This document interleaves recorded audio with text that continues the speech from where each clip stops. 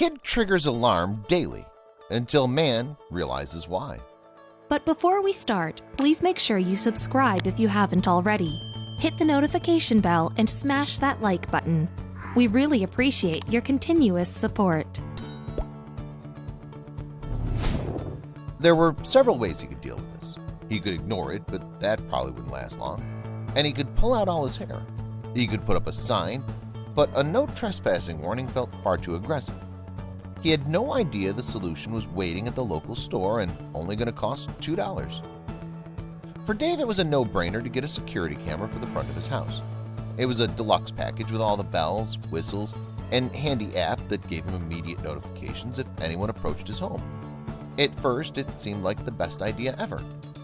It wasn't the first time he'd lost an Amazon package to porch pirates or been the victim of some petty, annoying crime that the police didn't do much about. Even if it was a decent neighborhood, the new shiny system was very much welcome. However, at the time he wasn't aware of the annoyance it would bring. It started with the telltale beep that signaled someone was on the large slab of concrete in front of his home. Dave whipped out his phone, feeling like a secret agent ready to catch a sneaky criminal. But there in the driveway was not at all what he imagined. A little boy, no more than 4, raced around his driveway on his blue and green bicycle. The zipping child had accidentally set off his alarm. Dave chuckled and put his phone away. Oh well, things like this were about to happen. But he would soon find out it was going to be a regular and very annoying thing.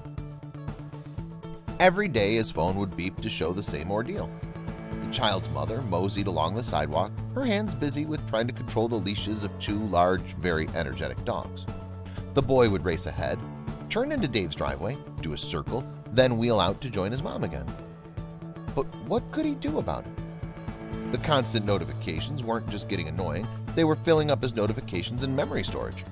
One thing for certain, he wasn't going to be one of those horrible strangers that would come down on an innocent child for some harmless play. No, this needed a creative solution. The answer came quickly, a simple but useful skill he had wielded when he was young. It had come from long summer vacations filled with friends and adventure, and it only cost a couple bucks.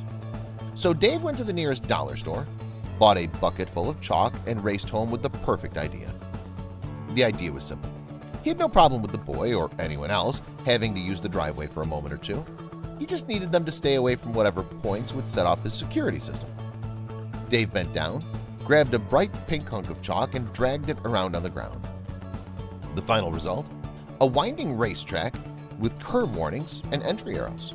It gave the kid something to ride along but leave Dave in peace. There was the ultimate question, though. Would the boy use it? The next day, he made a point of watching the camera stream carefully. Like clockwork, the mother and kid showed up, his little feet pushing the pedals as fast as he could. Normally, he'd swerve in and out, but this time he slowed, surveyed the path, and then looked to his mother.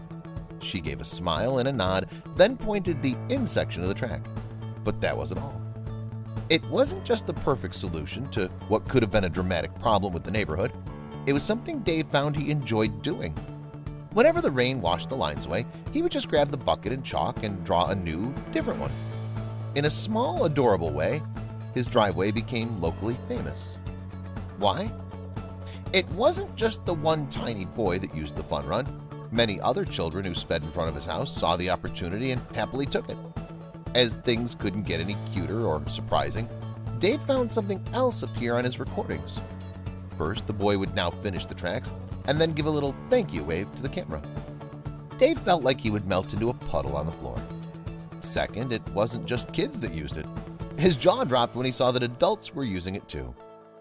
One mom with a stroller grinned and took the side path, and shortly after a teen on a scooter did the same. A few grown-ups on their own bikes, even though it was tricky, decided to tackle the racetrack. It was a better solution than Dave could have ever imagined, one that made everyone happy.